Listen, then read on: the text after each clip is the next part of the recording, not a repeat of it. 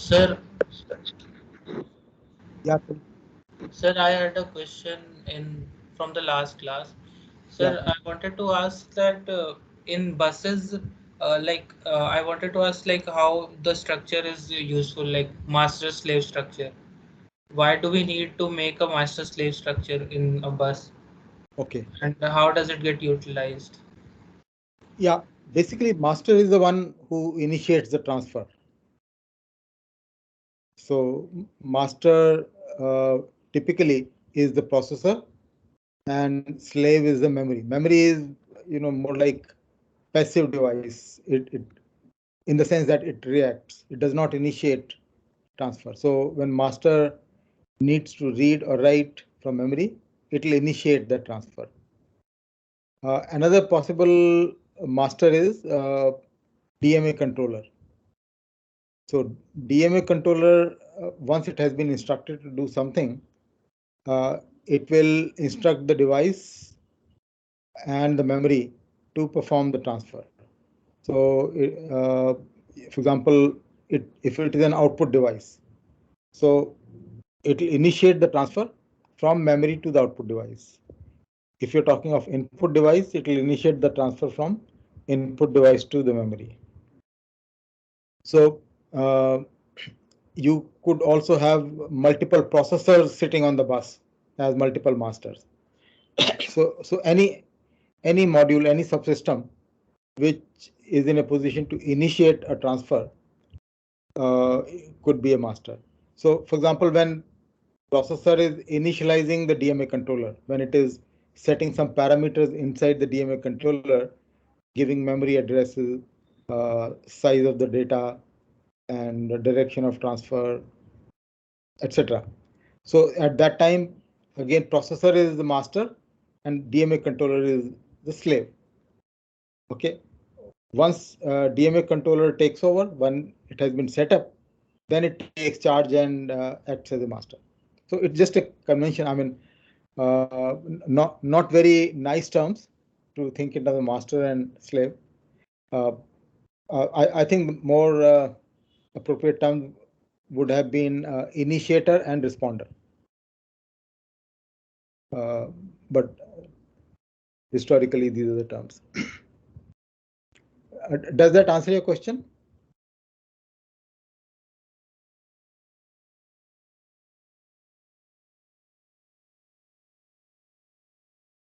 All right. Let's.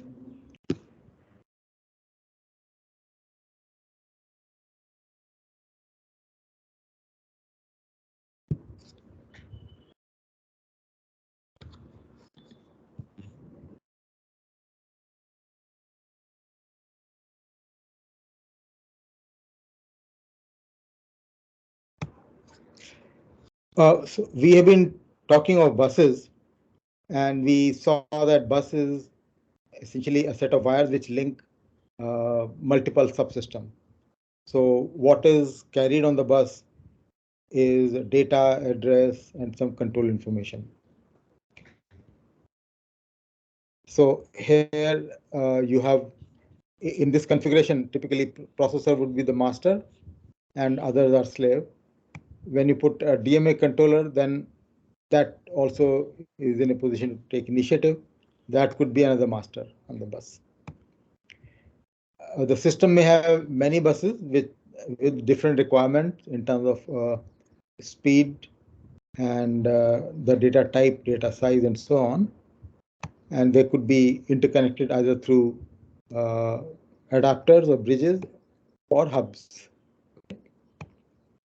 So the important thing about buses is that mostly buses are standard, and the standards are defined in terms of physical or mechanical characteristics, electrical characteristics, and logical characteristics.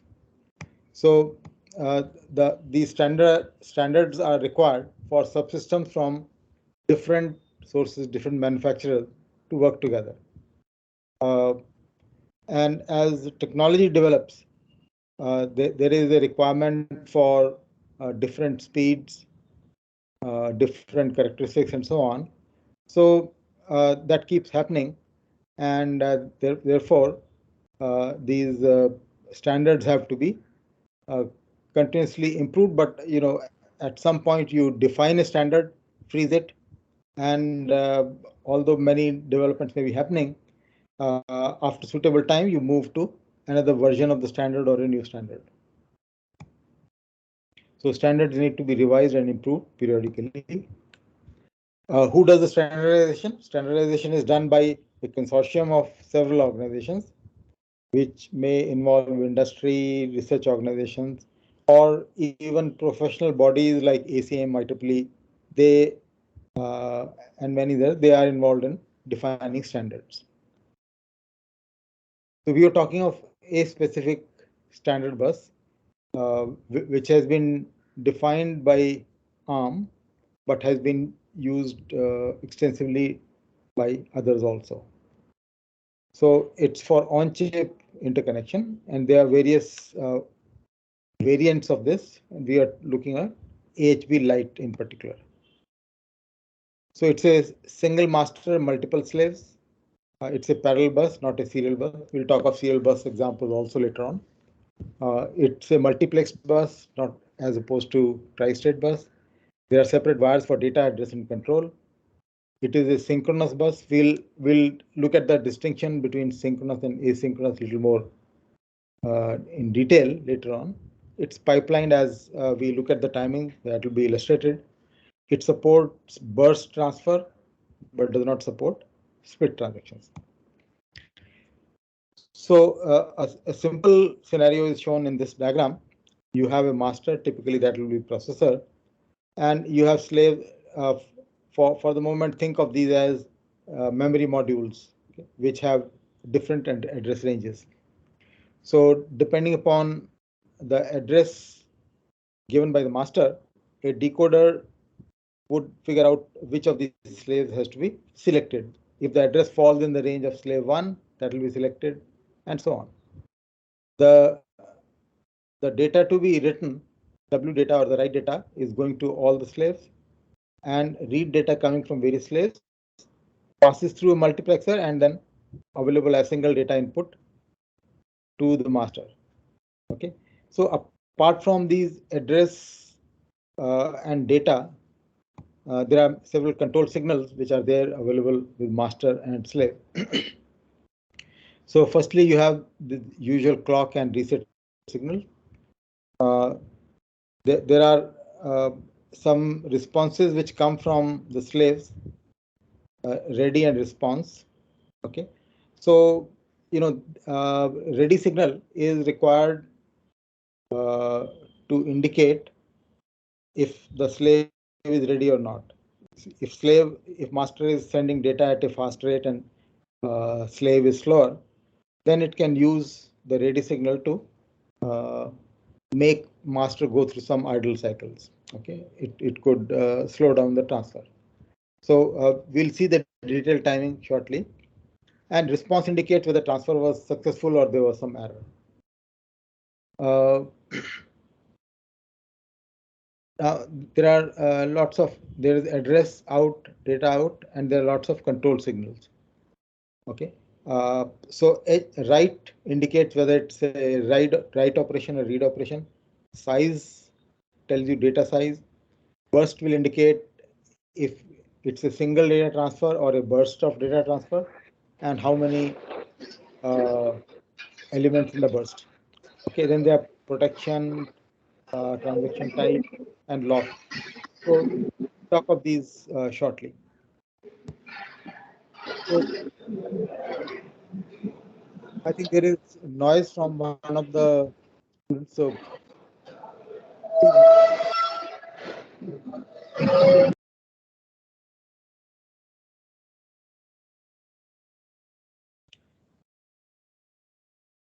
the signals which are coming out from master are inputs to the slave, okay, and vice versa.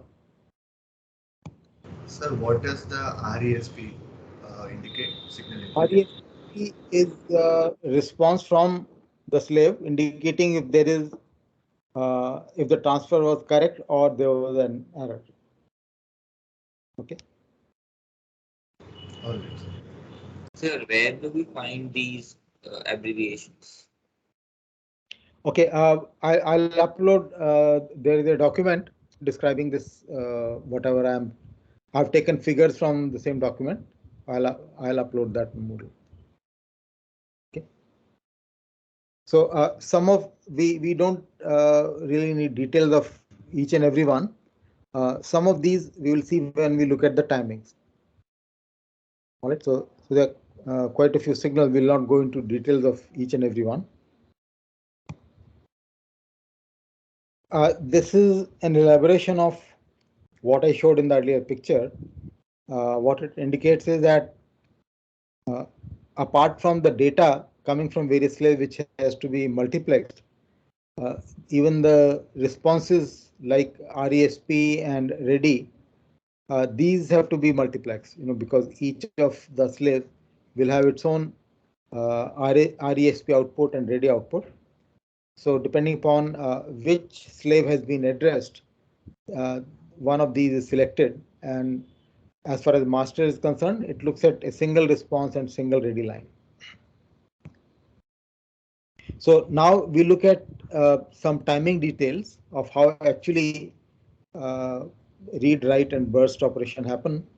And here are a set of conventions which will be used. So a transition from high to low will be, for example, shown like that. And the reason why such a great gray shaded region is shown is that there could be some uncertainty in exact timing of the transition. Okay, so what it's saying is that there is a transition happening from 1 to 0 or high to low somewhere around this interval. This indicates a transition, that is, a signal may go down and come up. And similarly, there could be transient in other direction. This indicates that before this time, the signal could be high or low, or sometime high, sometime low. But at this point, it is going to a high level. Uh, Something like this will indicate a stable bus. That is, it could be 1 or 0, but whatever it is, there is no change happening. High impedance level is shown with a bar in middle. Okay, neither 1 nor 0, something in between. And changes on the bus may be shown like that. It indicates that there may be some bits going from 1 to 0, some going from 0 to 1, some may be having it, going through a transient. All right. This shows change from high impedance, that is the middle level, to either a 1 or a 0. Okay. So this is, just 1 minute, let me. Sir, what does high impedance refer to here? Okay. High impedance is that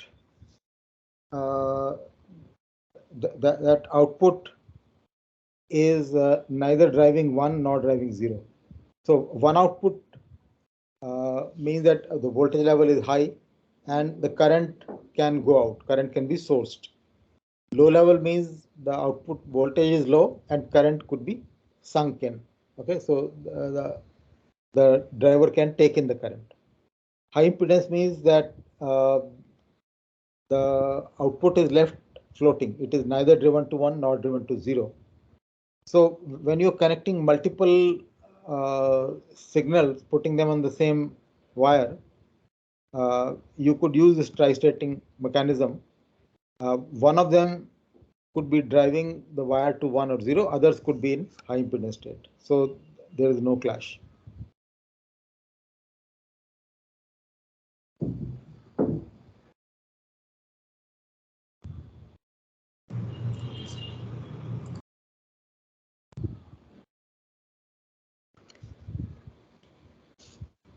So there are two phases in a transfer. One is the address phase and then followed by data phase.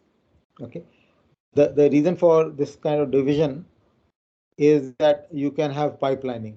That means for one transaction, uh, if one transaction has address phase here and data phase here, the next one could have address phase overlapping with the data phase of this. Okay, so address phase of next transaction could overlap with data phase of the previous transaction, and that is the extent to which we have pipelining here. So in the address phase, what we're showing on top is a clock signal. In the address phase, the master outputs address. It also indicates whether the intention is to read or write. So making write equal to 0 means that the master wants to read. Okay. So there would be something in the data lines that is not relevant here. But in the data phase, in the following cycle, master would expect data coming from the addressed slave to be on the read data lines. Okay.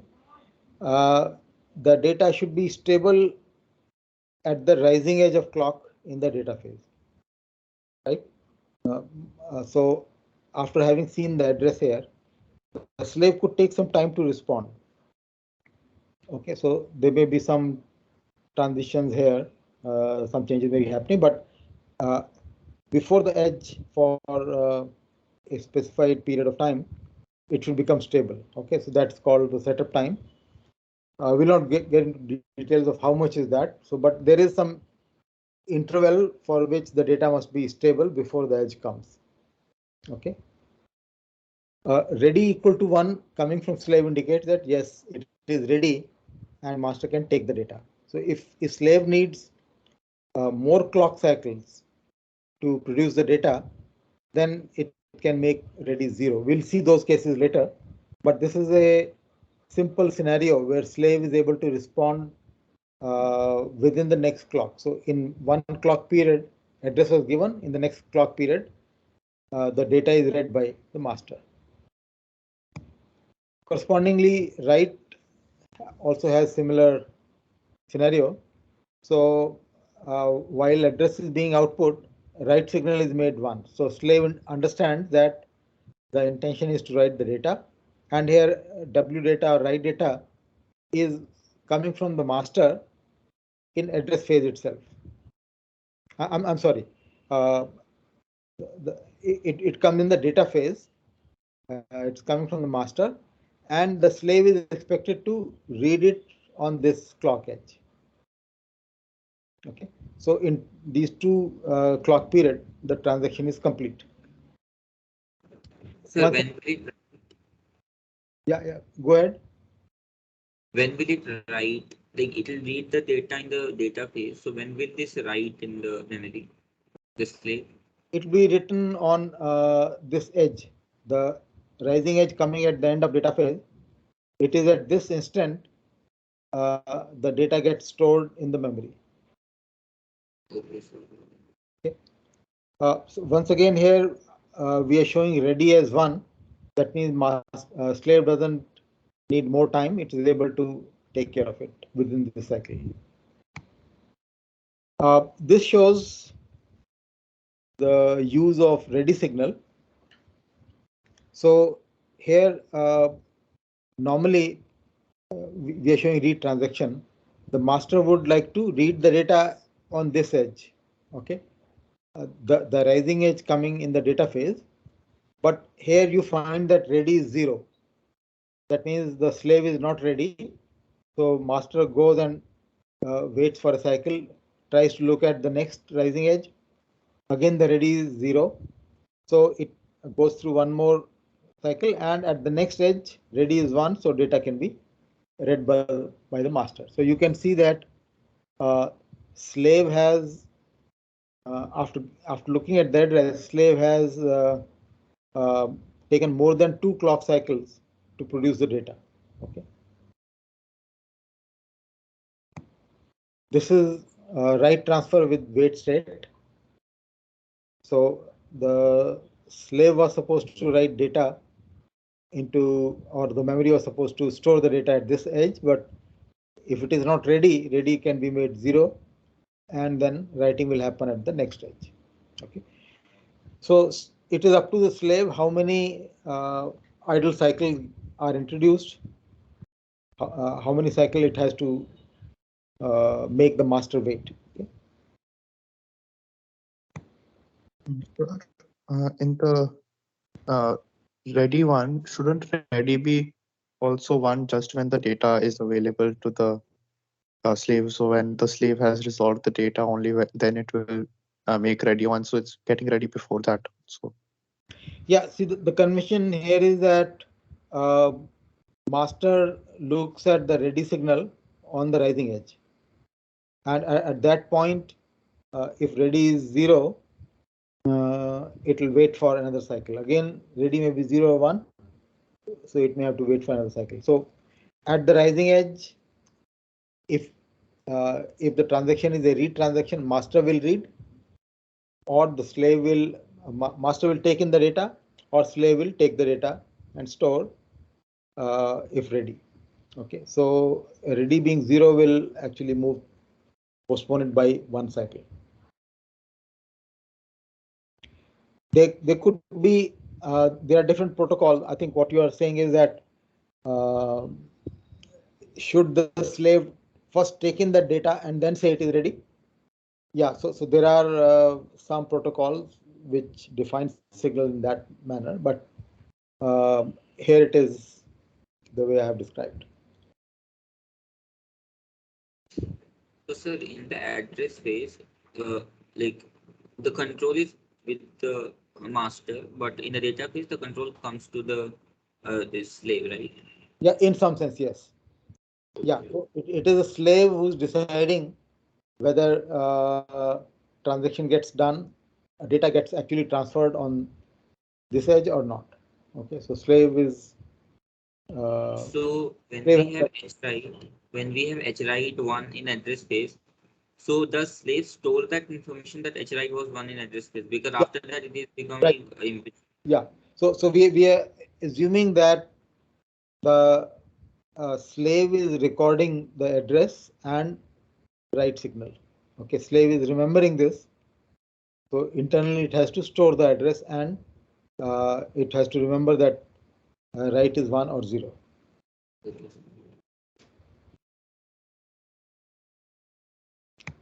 Okay, this is just a combination of read write transaction getting interleaved. So you're starting with a write transaction. Write is 1 here, address is A. In the next cycle, another address has come and write has gone to 0, so it's a read transaction. Then another address has come C and write is 1, so it's a write transaction. The first two transactions are getting completed without delay. Okay, that means in, in this clock period between T1 and T2, data is going to memory at address A. Okay, so actually it will get stored at the edge which is marked as T2. At edge T3, ready has become 0. Okay, so therefore there'll be a postponement by one cycle, and the master can read the data coming from address B at T4. Okay, now at T4, ready has become 1 again, so transaction for address C happens at T5. All right, so there is one cycle which is wasted here, which is in reading. Okay, so first and third transaction took place without delay. Second transaction required an extra cycle. Excuse me, sir. Sir, how is this different from like the bus different from usual signals which we use? Here you can see that there is a okay, bus is nothing but you have data address and control signal with some standard definition. There are multiple buses which have their own definitions, right? In your design, when you're connecting processor and memory, again you're using some signal, but if it is not recognized as a standard, it is something proprietary to you. It's just for your design. Okay. So bus is a collection of signals. So standard means there is certain definition of the signal which is jointly accepted by multiple parties. Okay. So I mean that if like somehow I define some set of signals which get recognized, so can those set of signals be called a bus? Yeah. Bus is nothing but um, a set of wires carrying these address, data, and control signals. Okay. Okay, sir. Okay, sir. And you actually term it as a bus typically if it is connecting more than two subsystems. Even if two are connected, it's often called a bus. So it may be just connecting processor and memory. So you'll call it processor memory bus. But more commonly, buses connect many subsystems. Okay. Now let's um, add some more features here. There is an output called H-trans. It's a 2-bit output from master, which defines transfer types. Okay. So master is indicating something about the transaction it's trying to carry out. So if it is 0, 0, it means the master does not want transfer. Master is not doing anything. Master is doing its own instruction execution. It does not require anything to happen on the bus. Uh, Master can also insert wait cycle within the transaction. So like a slave can introduce wait cycles by making ready as 0. Master can say that it is busy. So what is coming on the address bus or data bus can be ignored. Then 10 and 11 refer to I mean they are relevant when you are trying to transfer a burst. Okay, so you want to read multiple words or write multiple words. Then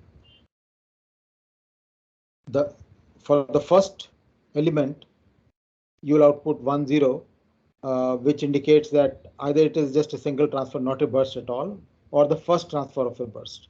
Subsequent transfers of a burst would have trans equal to 1, 1.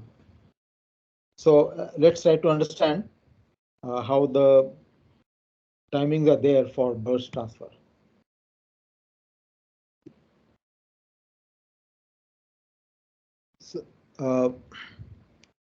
So, so here is after clock you see trans output.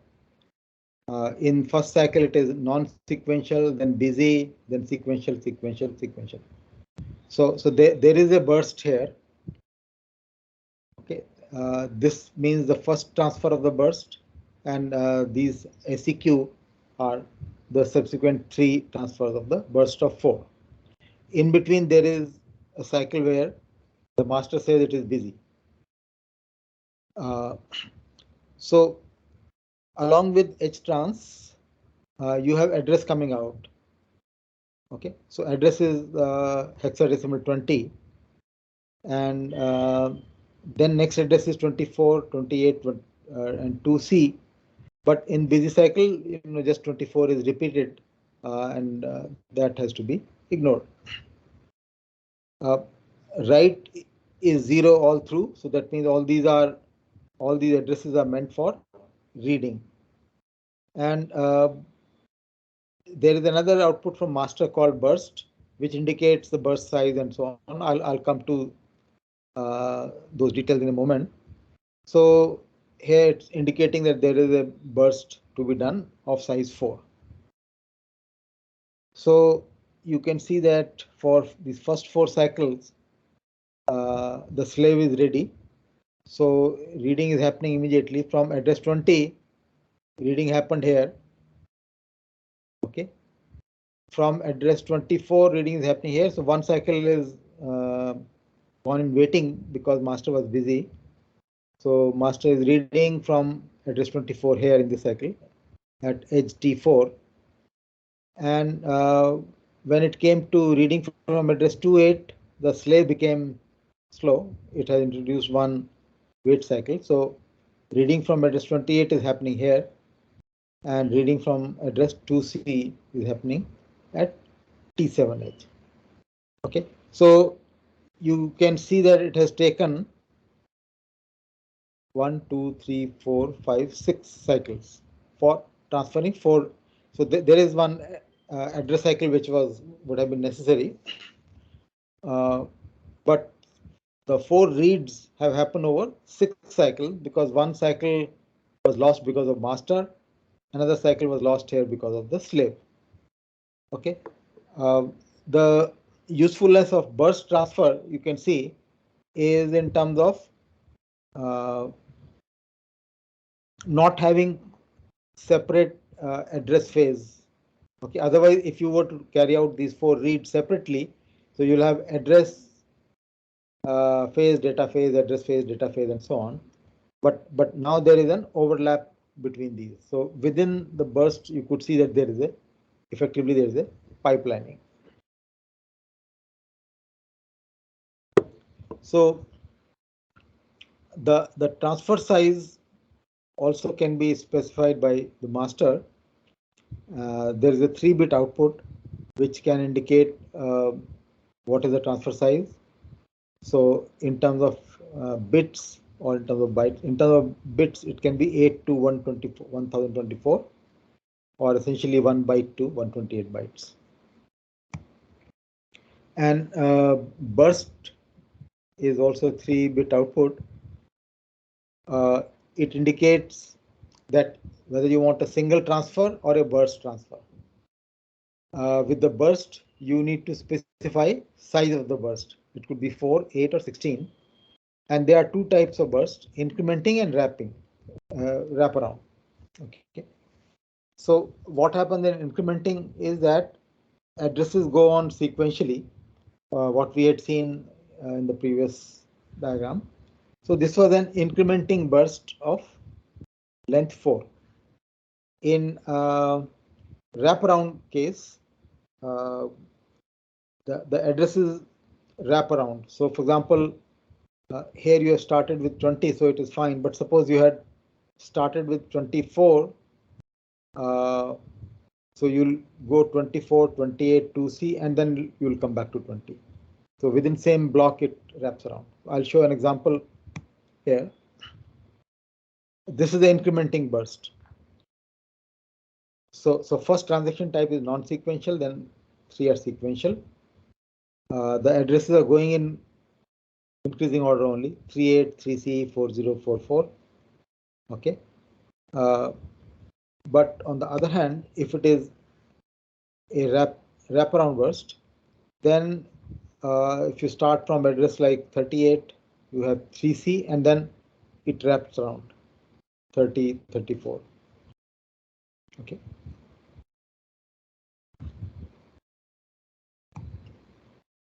So what is it that master has to go through for working with such a bus? Let's say usually it is an idle state. Okay, when there is no read, no write requirement. When it has a read requirement, then it spends the cycle in outputting the read address.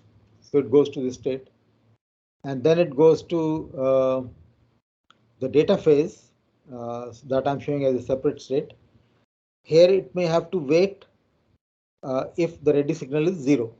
Okay, if ready is 1, then the phase ends and you come back to idle cycle. Similarly, if write is to be done, you output write address, wait if necessary, and then come back to idle cycle. So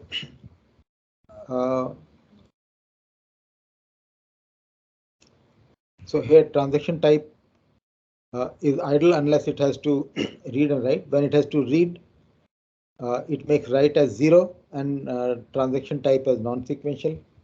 If it has to write, it makes write equal to 1, transaction type as non-sequential. And then if it has to wait, transaction type becomes again idle. Okay, and after that it comes back to this state. So on the other hand, slave uh, keeps on waiting when the transaction type is idle, when it is non-sequential, for example. So I've shown these state diagrams for a single transfer, not for a burst. So when it is non-sequential, uh, depending upon the right value, it either goes through this sequence of states or the other sequence of states.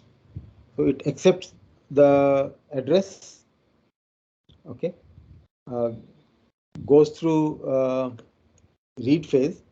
Here I'm showing that it requires 2 cycles to read. So it will make ready as 0 for 1 cycle, so that it is allowed 2 cycles. Similarly here, the slave will make ready as 0 for 1 cycle, then it will make it 1. So we talked about one master and one slave. If there are multiple slaves, that is easy to handle. Master selects the required slave by specifying the address. But what happens when there are multiple masters? So masters have to, yeah. So could you please explain the wraparound thing once more? Okay. How does that work? Why will the address go back to the original? So in a burst of size 4 or 4-bit burst, as it is being labeled here, uh, normally you would expect, so you're talking of a sequence of 4 words. Okay, 4 words. The address should be starting with 30, 34, 38, and 3C.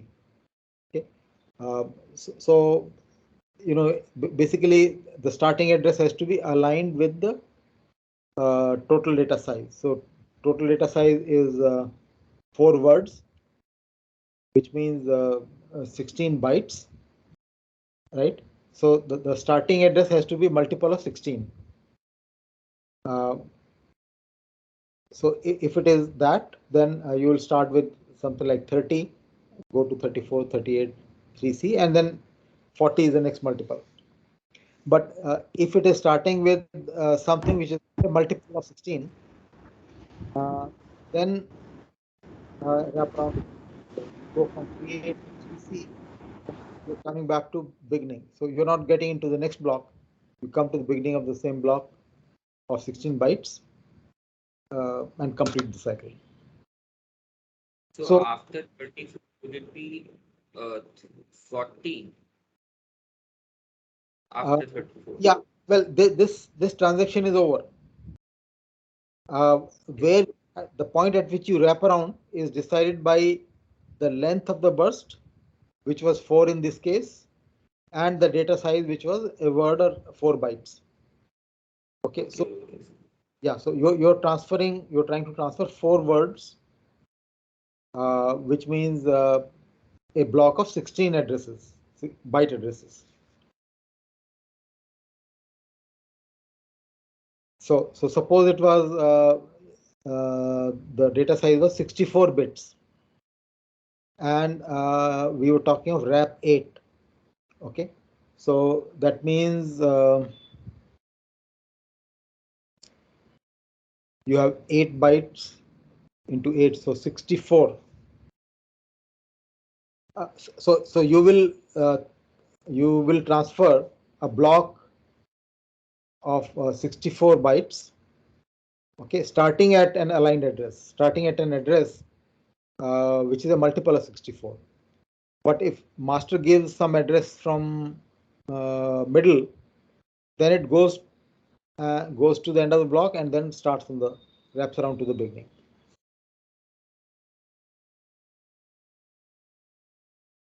Okay, so next we are talking about how masters can get an access to uh, the bus, and it may happen that, see, masters, assume that masters are working independently.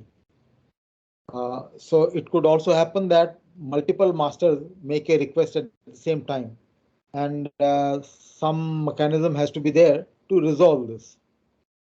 Okay, so I, as I mentioned earlier, masters are those which initiate the transfer. It could be processors or peripherals through DMA controllers. Okay, not directly through DMA controller. And slaves are the peripherals or memories which respond to the master. So What does peripheral refer to? peripheral is IO device.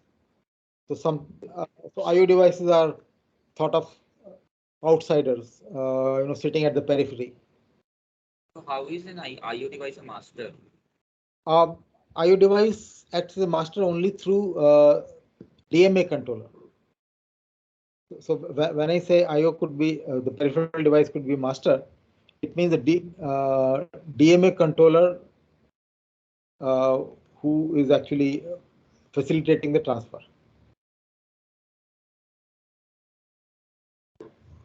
Okay, sir. So to resolve conflicts or resolve overlapping requests from masters, you may use priorities. Okay, but whatever scheme you have, you need to be concerned about fairness. So I'll talk briefly about a couple of mechanisms which are commonly used in different scenarios for this purpose. So first of all, let's look at centralized arbitration. Okay, there are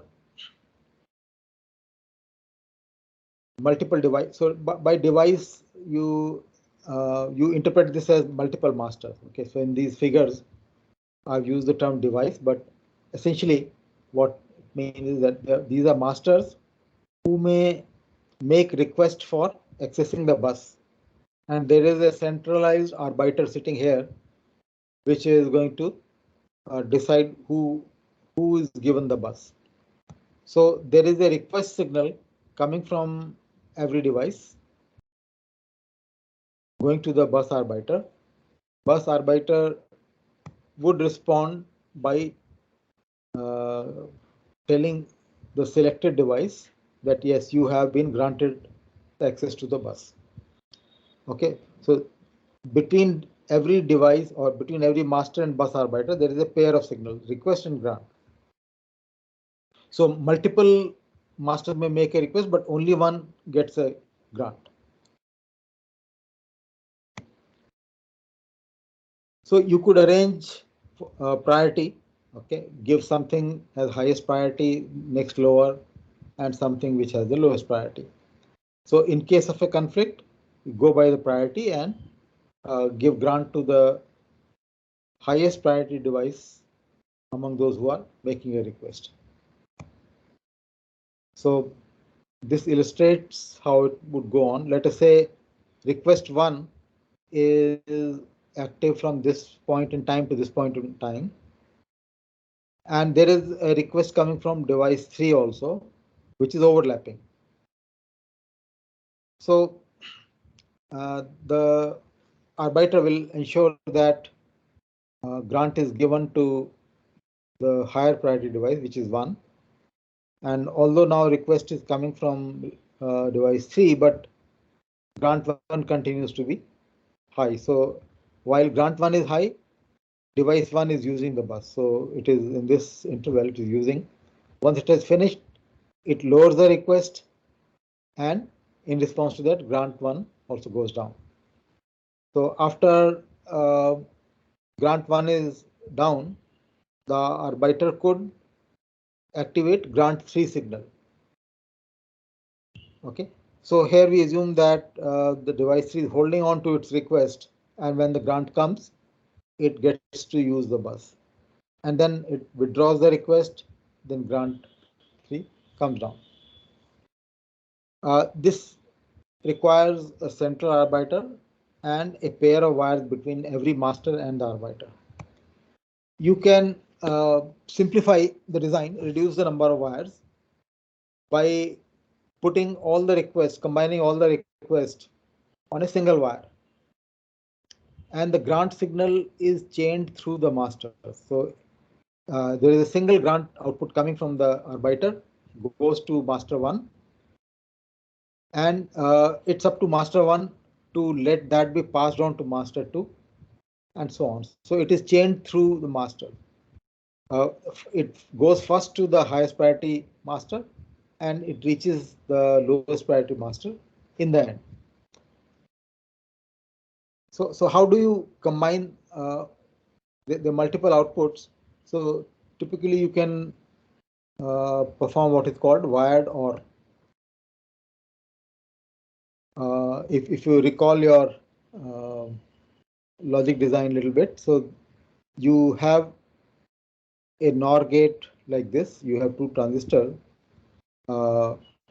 If any one of the inputs is 1, this voltage level is pulled down. The transistor becomes on. This is pulled down. You get a 0 output. So it's a wired NOR, and you can generate. Now, imagine that the request coming from different masters are combined like this. Okay, so there is a NOR gate which is distributed across one transistor with master 1, this transistor with next transistor with master 2, and so on. This is the transistor with the kth master. So it is a NOR of all the requests which is happening, and there is a pull-up resistance or transistor, whichever kind of pull-up you have, is a common pull-up. So logically we have formed a NOR, but it's a matter of interpretation. So when any of these is making a request, this will get pulled down to 0. So we have a combined request reaching the master. In this scenario, let's look at the operation once again. So you have, let's say, request 1 produced by master 1, request 3 produced by master 3. And now since we are ORing them, the arbiter sees a combined signal, which is OR of these two. So in response to this combined request, it gives a combined grant. So it actually goes to master 1. So I'm labeling it as grant 1. Master C is the grant coming all through. But when it doesn't need to use the bus, it allows the grant to be passed. Okay, so master 1 will block the grant going to the next level, to the next master, if it is in the need of using the bus. So when its own request is going down, it can let the grant passed on to the next one. So now in this particular scenario, master 2 had no need for the bus, so it's not blocking the grant. It is letting it pass through for the entire interval. So master 1 is using the bus in this period, and master 3 is using the bus in this period when it has got grant. There is a problem with this arrangement that while master 3 is using the bus, suppose request 2 comes up. Okay, master 2 will see that grant is there, and it will start using the bus, and it will block the grant going to master 3. So in between the usage of master 3, interruption will happen, and master 2 has taken away the bus in sort of unfair manner. So why did we null the two requests or all the requests? why did we OR? Yeah, see, Null. So null or all? okay, physically we have done an OR. It's a matter of interpretation. So the arbiter will take the request to be present if the signal is 0. Okay, so we'll put an odd signal out. Yeah, so logically, internally, it is interpreting this in a reverse manner. Okay, okay. So this is the scenario I'm talking of. While master 3 was using the bus, request 2 comes up. Okay. So as far as arbiter is concerned, it doesn't know who's requesting. It looks at the composite request and gives a overall grant signal. But because now master 2 is in need of the bus here, the grant 3 will drop down. Okay, so since master 1 is no longer in need of the bus after this point, it allows the grant to go further. So grant 2 is like this. But since master 2 is needing the bus, it will pull down grant 3. Okay, so that is something which is not desirable. The solution is a variant of this, which is called daisy chain, and instead of 2 signals, we work with 3 signals. There is a request which comes from masters to the arbiter. There is a grant which goes from arbiter to the masters in a chained fashion, and another signal which is introduced is release signal.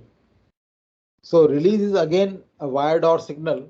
Release is output of masters going to the arbiter, but again the release signals coming from different masters are combined using wired OR. So this is the picture now. Grant is chained, and request and release are two combined signals going to the arbiter. The sequence or the protocol is now like this, that a device or a master will raise the request line, and arbiter in response to that will raise the grant line. Once it sees the grant line, it will lower the request. So it hasn't finished the transaction, not even has started. So the request goes up and goes down soon after grant is seen. And then it uses the bus. After using the bus, it sends a signal which indicates that now it is releasing the bus. Its job is done. So in response to that, grant goes down, and when it sees grant having gone down, it lowers its release request.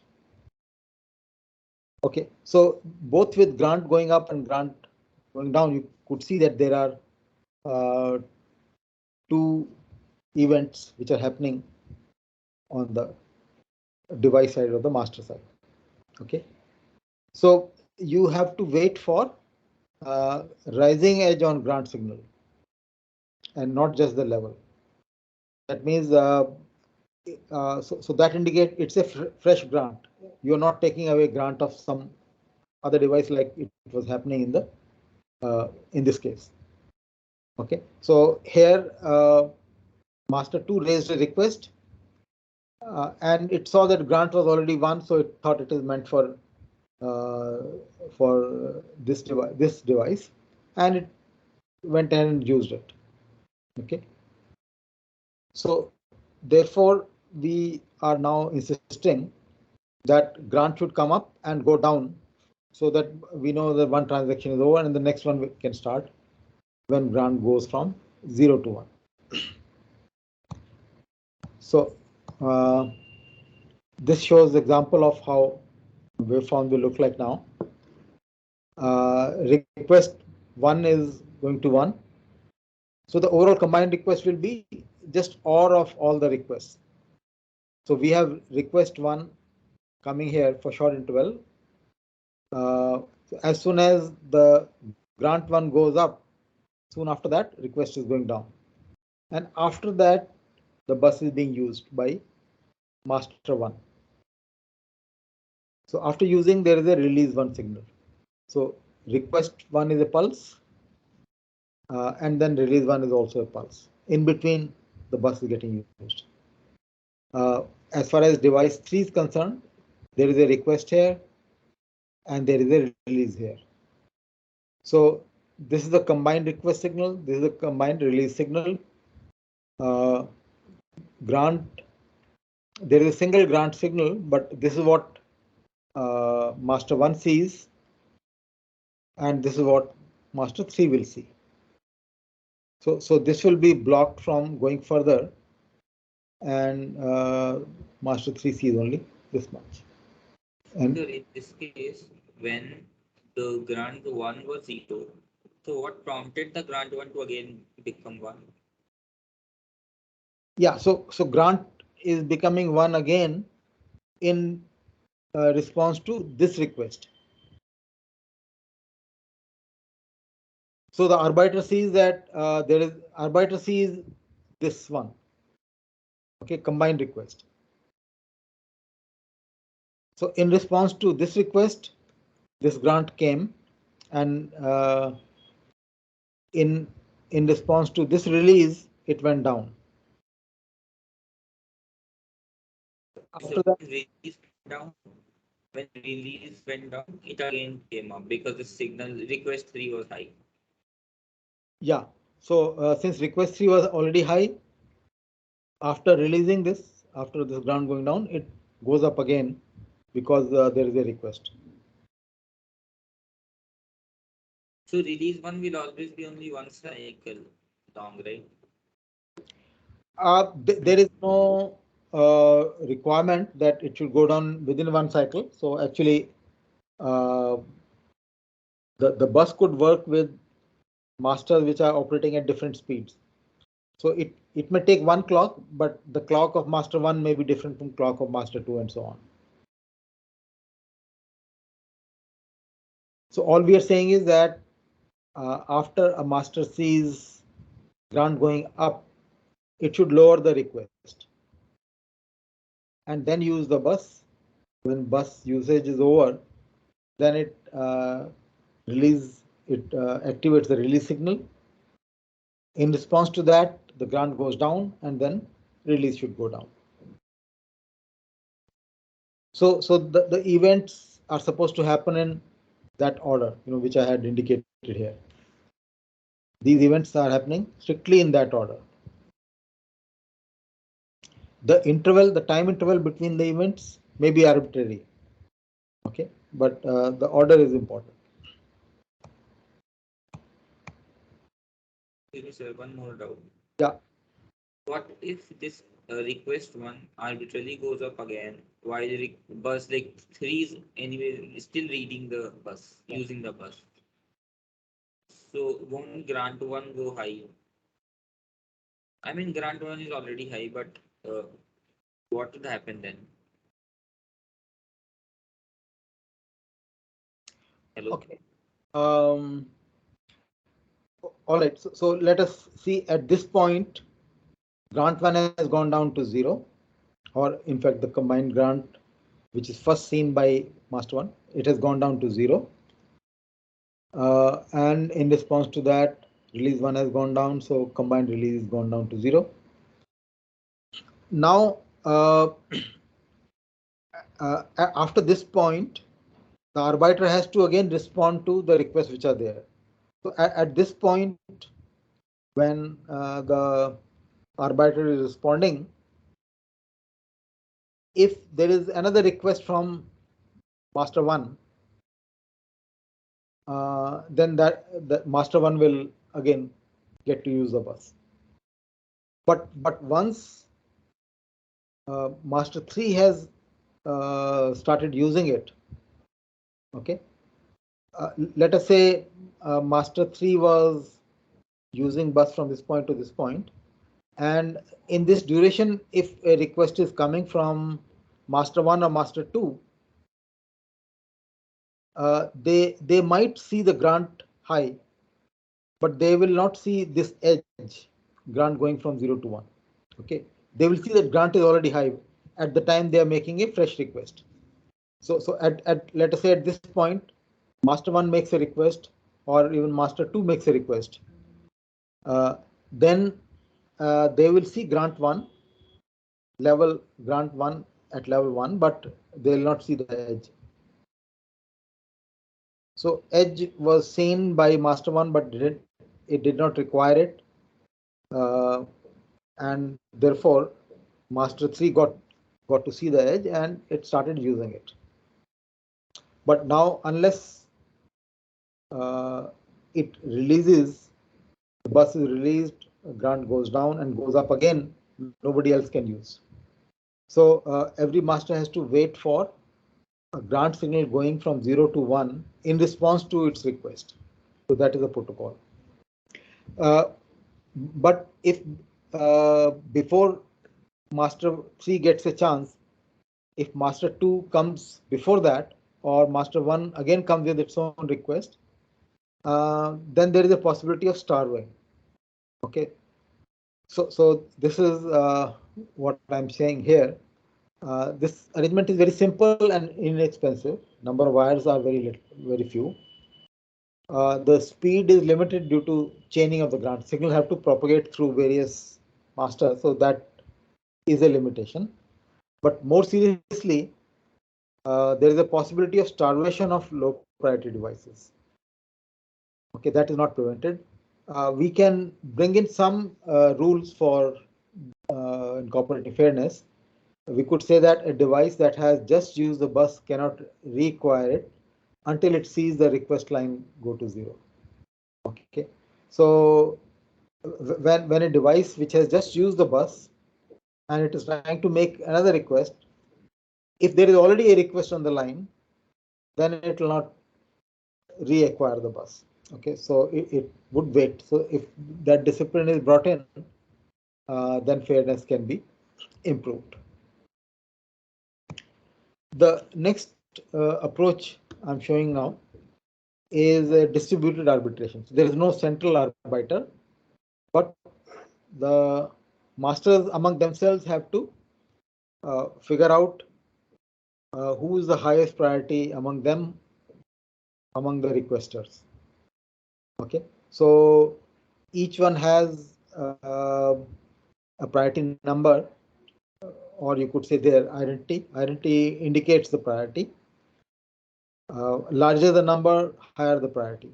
So each one will output its identity code on some common wires, and the arrangement, there is a logic distributed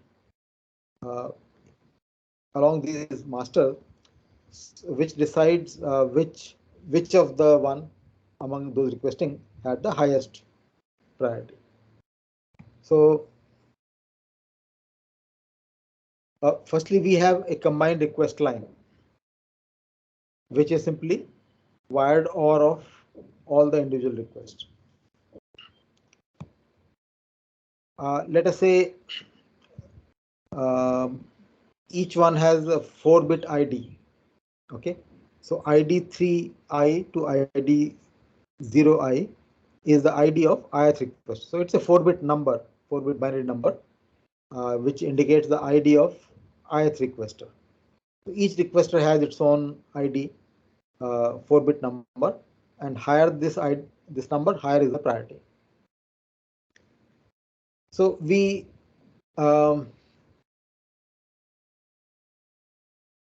each one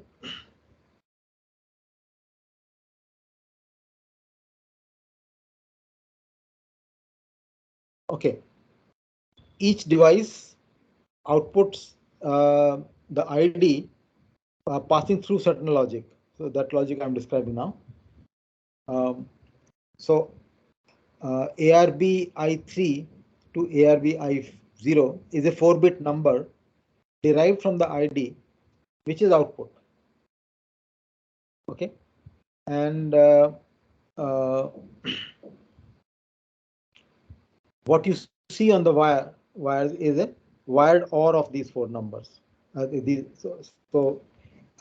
say there are n devices, each outputs a 4-bit number, we perform a wire OR of all those numbers, and this is the final number we get.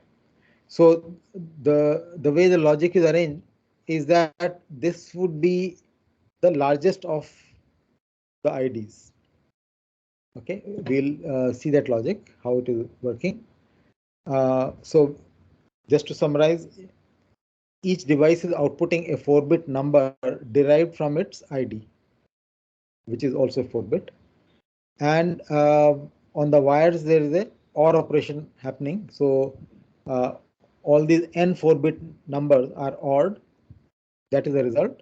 And the logic is such that this will be telling which is the highest ID making a request. So this is the logic. Let's start with the most significant bit. So bit 3 of the number you are outputting is the bit 3 of ID ANDed with the request. Okay, so you output that bit if you are making a request. If your request is not there, then you output zeros. Okay. On the second bit, you output ID, the second bit of the ID, again conjuncted with the request.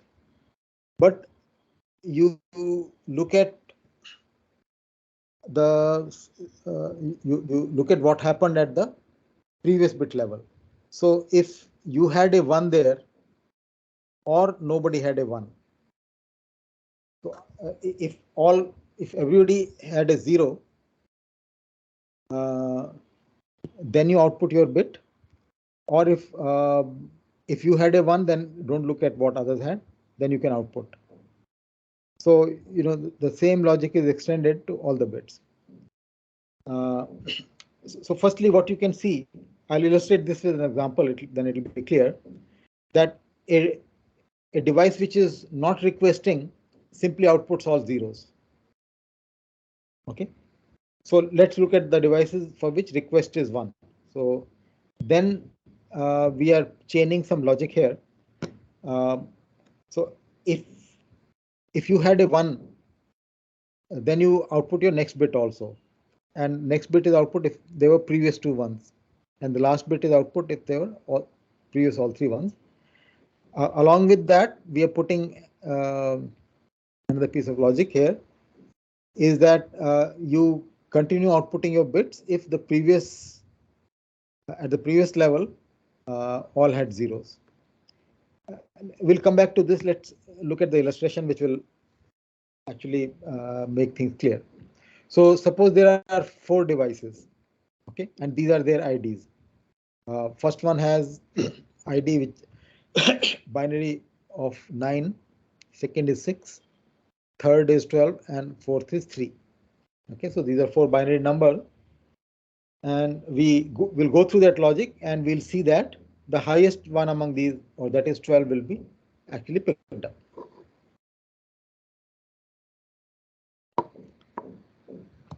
If we had just ORed all these 4 without that complicated logic, okay, then what you will get is something like this, which doesn't make sense.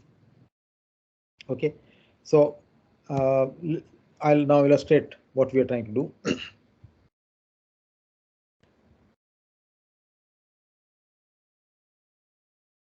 So at the first level, we start from the MSB.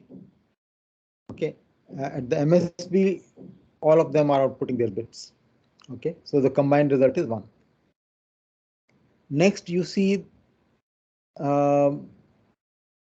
if previously you had a 1, then you can continue. Otherwise, you are dropping out of the race. Okay, so in the MSB, in the second row and fourth row, we had 0.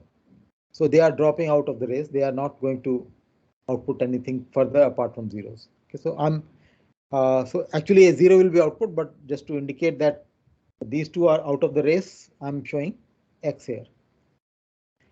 Now at this point, you have device 3 having a 1, device 1 having a 0. So this fellow will win the race, and the top one has top one has to opt out of the race. So this goes out. These are already out, and this can continue.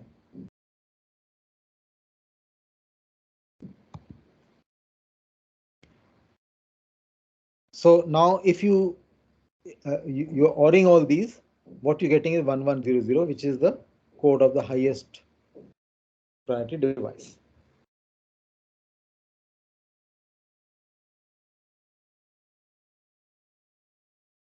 Okay, so is it clear?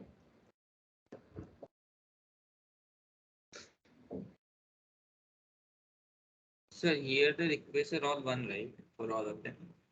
Yeah, I'm so actually you need to consider only those for which request is one. Others will output zero. So I'm assuming that all of them are trying to request.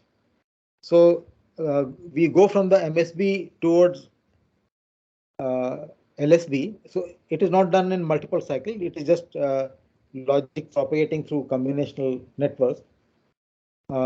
So those which have zero means that they have a lower value and they are dropping out. Okay, so 2 and 4 got dropped out at this point. 1 got dropped off at this point, and only third one survived, and the output is 1100. Let me take another example. So here we have 9, 3, 10, and 9, 6, 10, and 3. Okay, so 10 should be the one which is winning the race. Again, if we had ORed all these without that logic, then you'll get all one, which is not what we desire. So we start with this. 2 and 4 will drop off the race. Now is the crucial point that you have only zeros left here in the race. Okay, so if all are zero, then you don't drop off anything. Then both will continue. But if there are some zeros, some ones, then zeros will drop off. Okay, so both continue, but at this point, the top one has 0 and the third one has 1. So only third one will go through and you get 1010. Now let's get back to that complicated looking logic.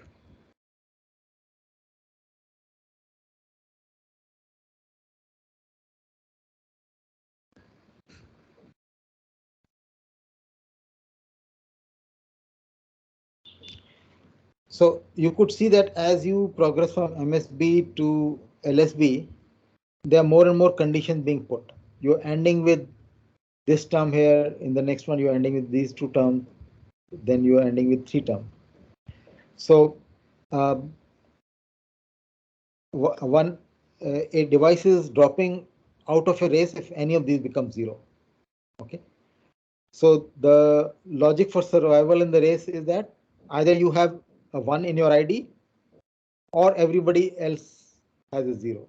Everybody has a 0. Then you can continue even if you have a 0.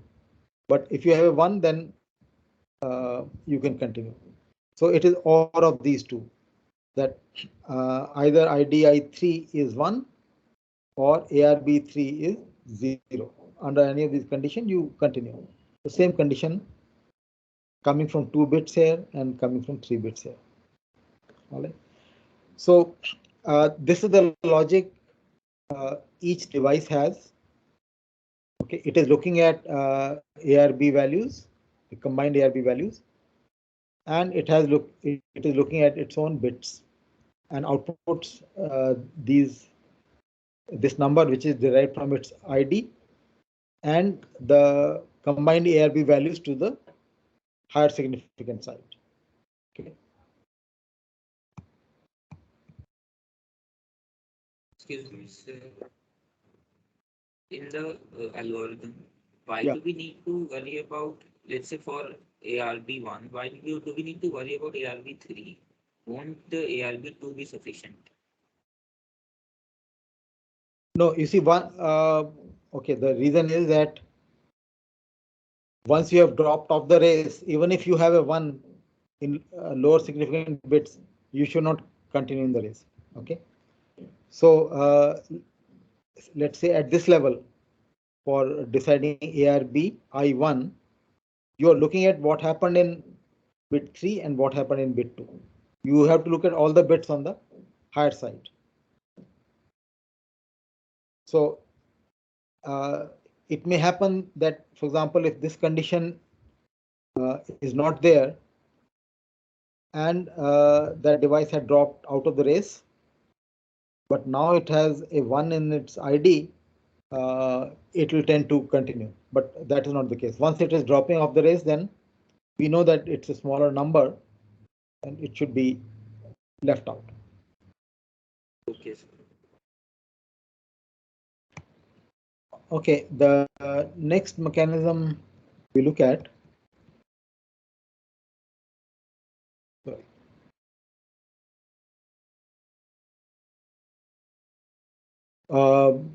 Again, it's a decentralized mechanism, like what we just saw, but it's by collision detection. So in the Ethernet, for example, this is what happens. You have each of these devices will try to send some data on the shared medium and read it back. Okay, so on the medium, if multiple devices have output, then what you will see on the medium will be a garbled combination of all these. Okay, so by reading back what you have written on the bus on the common medium and comparing with what you had sent, if you know that something has been garbled, that means there was another request, another attempt to write on the bus. So now how do you resolve? Resolving is done by, when you know that there is a conflict, there is a collision, you make another attempt after some randomly chosen time. Okay, so on detecting a collision, everyone backs off and tries again. If they were to try after similar same interval, then again there would be collision. So each one chooses a random time, random interval, after which you try again. The collision could happen again, but the probability reduces. All right. So after one or more collision, you may get a chance when you are the only one sending output on the shared medium. Okay. Uh,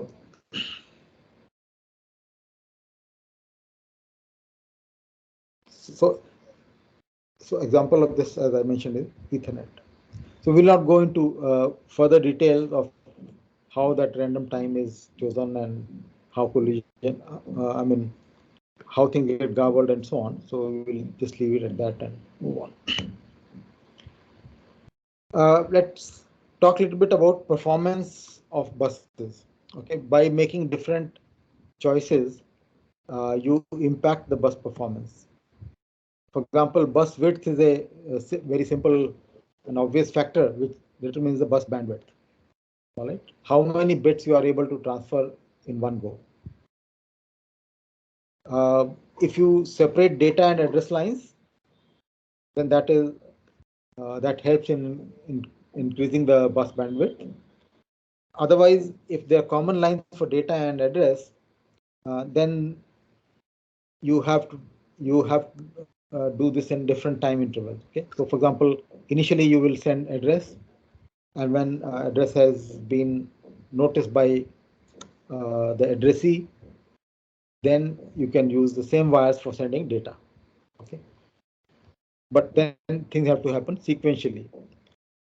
In AHB Lite, for example, we had separate data and address lines, and when master is trying to write, it simultaneously, well, in that case, since there is pipelining, the address is coming, the data is coming later on, but address could come for another transaction. Okay, so there is concurrent use of address and data lines.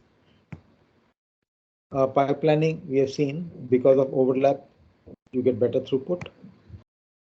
Uh, Multiple word blocks, larger the block, faster is the throughput. And then another factor which I'll address now is whether bus is synchronous or asynchronous, whether all events are tied up with the clock edges or not, or they are happening randomly at arbitrary times. So synchronous bus is usually faster because there are definite times there is less waiting involved. And split transaction is another way in which transactions can overlap and therefore improve bus utilization and bandwidth. Before closing, What let does me. the bandwidth refer to? What is Bandwidth refer to? bandwidth means the bandwidth or throughput refer to how many bytes are getting transferred per unit time. So you would say that this bus has bandwidth of 5 million bytes per second or Okay. 100 million bits per second and so on. So some amount of data divided by time unit per second or per millisecond, microsecond, and so on. Example of a synchronous bus is shown here, that you indicate the starting cycle. Okay, here I'm illustrating uh, a bus which has same lines for address and data. Okay, so we're just showing them as data line, but in this cycle, what is being output is address. And here it is understood that slave would respond after a certain number of cycles.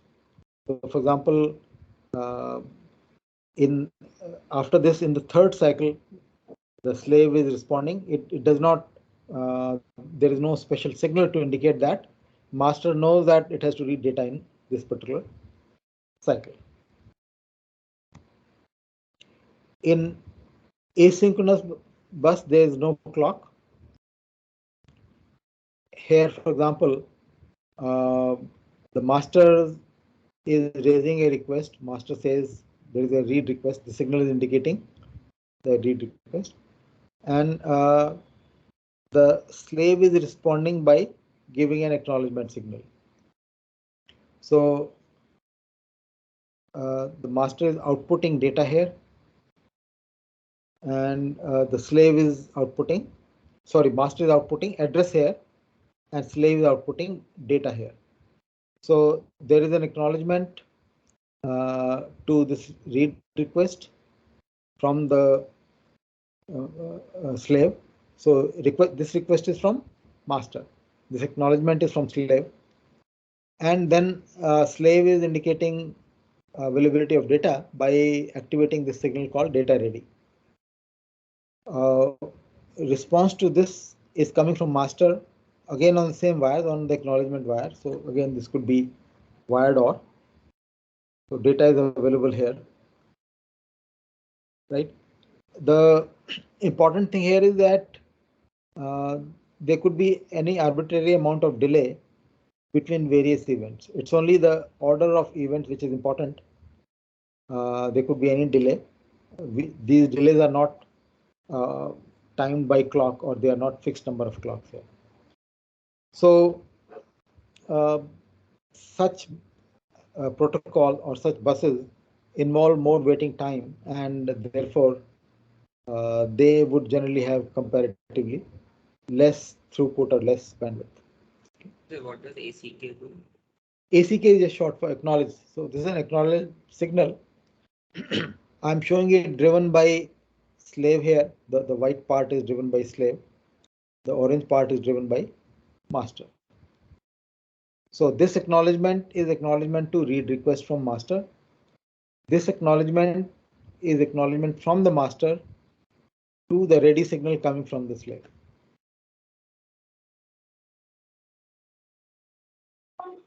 Okay. All right. So then how does someone know that what direction acknowledge is working? whether it is going from data memory to this master, sorry, slave to master or master to slave. Yeah, it depends upon what happened before that. What are you responding to? So when master is making a request, slave understands that it has to acknowledge. Okay. When slave is activating data ready signal, master knows that it has to acknowledge. Okay. So this data which has been read in white part, that is the data that has been read, right? Yeah, so this is the data is available from slave in this duration, in this interval. And Okay, so so there'll be something on the data wire. So it is this data ready indicates that uh, after data ready has become one, master can read the data. And so is this it not compulsory to read the data after acknowledging, or is it fine to no, read the data before? in this case, acknowledgement is coming after master has read the data. Okay. So you can notice that the address is available all through this interval when read request is one, and data is available from slave all through in this interval when data ready is one. So this acknowledgement is coming from slave to say that yes, I have seen the address, and this acknowledgement is coming from master saying that I have read the data.